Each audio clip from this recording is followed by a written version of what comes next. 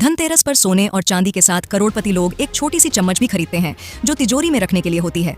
ऐसा माना जाता है कि इस चम्मच को रखने से मां लक्ष्मी की कृपा बनी रहती है और साल भर धन की कमी नहीं होती। धनतेरस का त्योहार इस बार 29 अक्टूबर 2024 को मनाया जाएगा। इस दिन मां लक्ष्मी और भगवान धनवंतरी की पूजा की जाती है। इसके अलावा धनिया के बीज, कौड़ी और झाड़ू भी खरीदने की सलाह दी जाती है। आपकी धनतेरस की तैयारी कैसी चल रही है? क्या आपने इस बार कुछ खास खरीदने का सोचा है? शिक्षा विभाग ने विद्यालयों की स्थिति में सुधार न होने पर जिला शिक्षा पदाधिकारियों पर अनुशासनिक कार्रवाई की चेतावनी दी है। सभी जिलों को दिए गए निर्देश में कहा गया है कि लापरवाही बरतने वाले बाह्य स्रोत के अधिकारियों को बर्खास्त किया जाएगा और रिक्त पदों पर नई चयन प्रक्रिया की जाएगी। ऑनलाइन उपस्थिति न दर्ज करने वाले शिक्षकों के वेतन का भुगतान भी अब ऑनलाइन उपस्थिति के आधार पर होगा। इसके अलावा माध्यमिक एवं उच्च माध्यमिक कक्षाओं के लिए शिक्षकों की नियुक्ति की जांच की जाएगी, जिसमें कोटिवार जानकारी भी मांगी गई है। कटिहार में 85 मिलीमीटर बारिश हुई है, जबकि बांका, जमुई, खगड़िया, नवादा, लखीसराय, मधेपुरा, सुपौल, मुंगेर और बेगूसराय में भी मध्यम बारिश दर्ज की गई।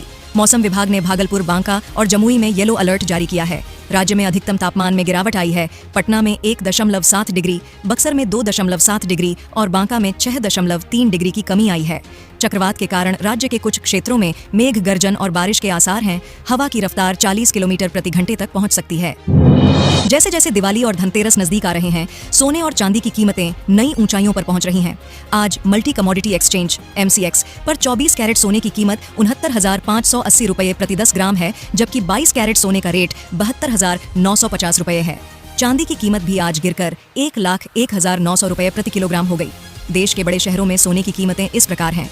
दिल्ली में 24 कैरेट सोना 69,610 रुपये, मुंबई में 69,460 रुपये और जयपुर में 69,610 रुपये प्रति 10 ग्राम पर उपलब्ध है। रेलवे में non technical popular category NTPC under graduate level के ऑनलाइन आवेदन की अंतिम तिथि 27 अक्टूबर है। इच्छुक उम्मीदवार जल्द से जल्द आवेदन करें। कुल 3,445 पदों पर आवेदन आमंत्रित किए गए हैं, जिसमें कमर्शियल कम टिकट क्लर्क के 2,022, अकाउंट्स क्लर्क कम टाइपिस्ट के 361। बिहार के पास अंतर्राष्ट्रीय स्तर का क्रिकेट स्टेडियम नहीं है, जबकि देश के अधिकांश राज्यों में ऐसे स्टेडियम मौजूद हैं। बिहार क्रिकेट एसोसिएशन के अध्यक्ष राकेश तिवारी ने इंडिया टीवी से चर्चा में बताया कि पटना के मोइन उल हक क्रिकेट स्टेडियम का पुनर्निर्माण अगले 2 महीने में शुरू होगा और इसे 2 साल में तैयार कर दिया जाएगा। उन्होंने यह भी बताया कि राजगीर में एक नए अंतर्राष्ट्रीय क्रिकेट स्टेडियम का निर्माण चल रहा है, जो अगले साल तक तैयार होगा। राकेश तिवारी का कहना है कि राजगीर में बिहार का पहला अंतर्राष्ट्रीय क्रिकेट मैच भी अगले साल खेला जा सकता है। देश भर में 24 कैरेट सोने का भाव 79,580 रुपये प्रति 10 ग्राम और 22 कैरेट सोने का भाव 72,950 रुपये प्रति 10 ग्राम है।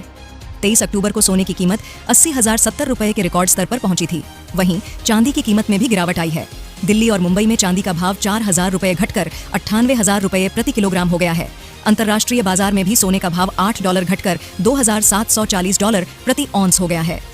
22 कैरेट सोने की शुद्धता 91% होती है, जबकि 24 कैरेट सोना 100% शुद्ध होता है। उत्तर प्रदेश में एक नए एक्सप्रेसवे की योजना बनाई गई है, जो क्षेत्रीय आर्थिक विकास को बढ़ावा देने के साथ साथ यात्रा समय को कम करेगा। NHAI ने इसके लिए विस्तृत सर्वेक्षण किया है और यह एक्सप्रेसवे 22 जिलों से होकर गुजरेगा, जो पूर्वांचल एक्सप्रेसवे से भी लंबा होगा। प्रारंभिक योजना के अनुसार यह गोरखपुर से शुरू होगा और सिलीगुड़ी एक्सप्रेसवे से जुड़ेगा। इससे गोरखपुर, लखनऊ, बरेली और अन्य जिलों के बीच बेहतरीन कनेक्टिविटी मिलेगी। हालांकि वित्तीय मॉडल और समय रेखा का अब भी निर्धारण होना बाकी है, लेकिन इसका निर्माण क्षेत्र में व्यापार और पर्यटन को नई गति प्रदान करेगा। हरियाणा में करीब 9,000 युवाओं ने चतुर्थ श्रेणी की नौकरियों को छोड़कर तृतीय श्रेणी की नौकरियां ज्वाइन की हैं। ये युवा अपनी योग्यता और मेरिट के आधार पर प्रतियोगी परीक्षाओं में सफल होकर नए पदों पर पहुंचे हैं। हरियाणा कर्मचारी चयन आयोग ने 18 अक्टूबर को ग्रुप C और D के 25,000 पदों के नतीजे घोषित किए, जिसमें 2800 ग्रुप D के पद भी शामिल थे।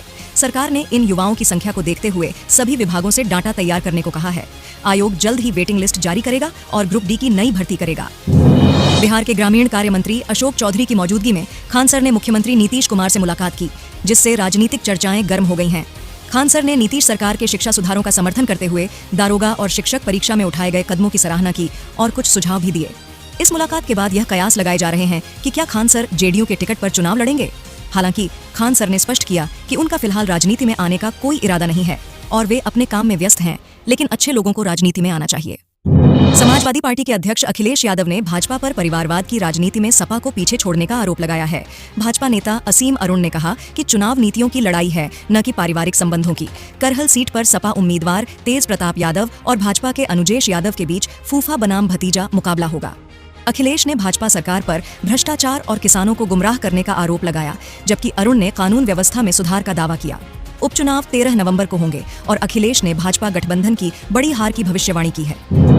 केंद्रीय मंत्रिमंडल ने अंतरिक्ष तकनीक क्षेत्र में स्टार्टअप्स को बढ़ावा देने के लिए 1000 करोड़ के उद्यम पूंजी कोष को मंजूरी दी है।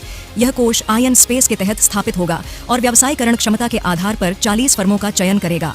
इस फंड से 2025-26 में 150 करोड़, अगले 3 वर्षों में 250 करोड़ और 2029 से 30 में 100 करोड़ रुपए खर्च किए जाएंगे। निवेश की सीमा 10 करोड़ से 60 करोड़ रुपए होगी, जो कंपनी के विकास और राष्ट्रीय अंतरिक्ष क्षमता पर प्रभाव पर निर्भर है। इसका उद्देश्य विदेशी पलायन रोकना और जोखिम पूंजी की कमी को पूरा